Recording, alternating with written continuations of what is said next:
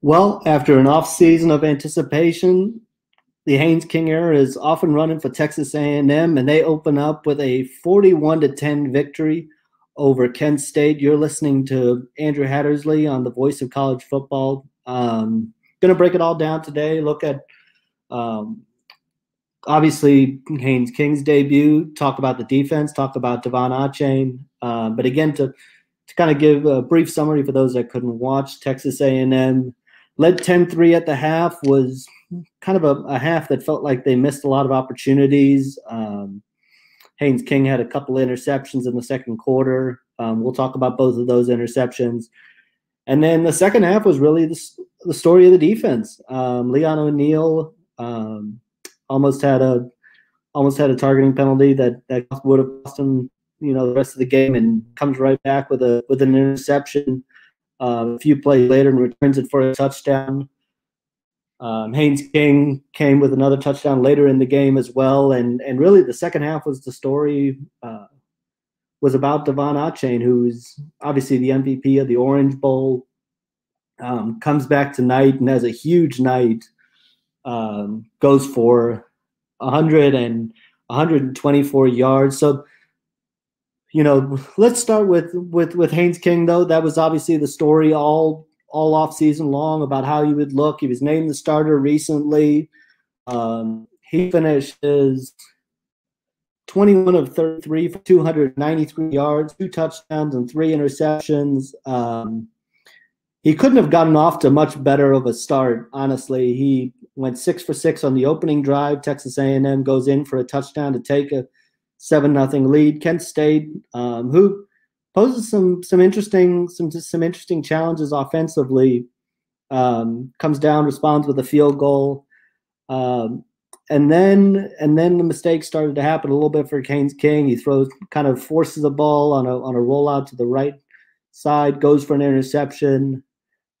Comes back a little bit later in the quarter and throws another interception on a ball that he just probably shouldn't have thrown. It was forced, but starting there, there was some good, some bad, which is probably what you would expect in a guy making his first career start.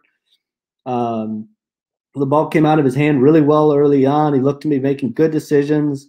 Obviously, the story, one of the big stories of the game was his legs. He had a big scramble for a first down that, drew comparisons to, on the broadcast, drew comparisons to Johnny Manziel, which is probably a little bit, too early to start there, but it certainly brought back flashes of that. But you just saw what he was able to do with his legs.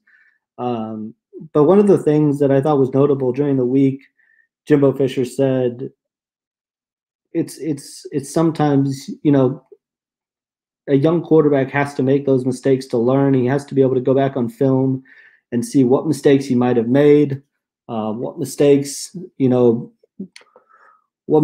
be coachable. A lot of them are, and the ones tonight was certainly coachable just in terms of decision. Next time, throwing it out of bounds or maybe leading a receiver a little bit more. But I like the way he bounced back in the second half. He had a couple nice plays on a couple key conversions on third down. Really good night for Anaya Smith, who finished with 8 catches for 100 yards, 2 touchdowns. Really good season opener for Caleb Chapman as well, who finishes with 4 catches for 91 yards, coming back off an ACL injury that cost him a large portion of last year after the Florida game. Thought he looked really good tonight. And then Jalen Weidemeyer with 4 catches for 36 yards, a good season opener for him. But the other story of the game was obviously the running game, and that's what A&M is going to lean on quite a bit this year. Isaiah Spiller finishes with 17 carries for 113 yards to go along with 2 catches and for 24 yards. Devon Achane really got going. He didn't really play a lot early, but then really got going late, had that fantastic touchdown run where you could really see, he's just got such game-breaking speed that he can just change the game in an instant. And he gave A&M a 27-3 lead right after and that game really flipped right around that midway of the third quarter with the Leon O'Neal interception that was returned 85 yards for a touchdown. Devon Achane comes right back with a 63-yard touchdown. Now suddenly it's 27-3, and this is something that Joe Fisher talked a lot about last year was to be able to stack scores like really quickly and open up the game. So those were the couple big storylines to obviously be happy about if you're an A&M fan. And then the play of the defense didn't give up a touchdown until early in the fourth quarter. And that's not an easy offense to really slow down. I mean, we saw it give A&M some challenges early, especially the pace of the offense. Once they get that first down, they're kind of challenging to stop. And they've got a veteran quarterback. They've got a good offensive system. They've given some defenses some problems in the past.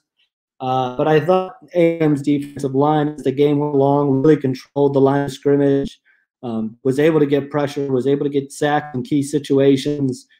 But this, there's some things to build off of this, and we all knew that it wasn't going to be perfect right off the bat. I think that was talked about all off season, that A&M wasn't going to come out tonight and look like a flawless team. But they've got the big storyline is, can this team beat Alabama? And this is kind of the starting point now. And they've got 5 games, obviously go on the road next week to face Colorado, come home and face New Mexico. And then they've got the 2 SEC games against Arkansas and Mississippi State before the big game against Alabama. And that's going to be the big question is this team ready to play Alabama on October 9th?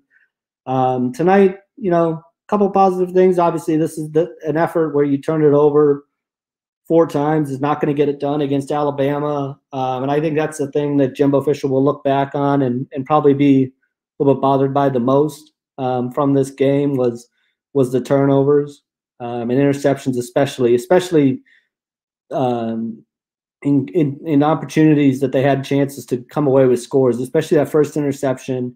Can't make that mistake in the red zone. That takes points off the board, even if it's a field goal. It still takes points off the board. So that's going to be something to clean up going into next week. But we really saw, what this offense could look like. And,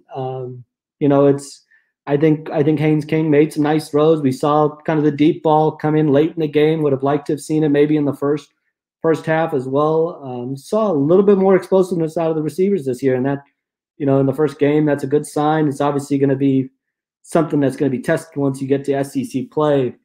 But otherwise, it's the type of start you look for, and they got going in the second half, outscored Kent State 31-7, so to really take control.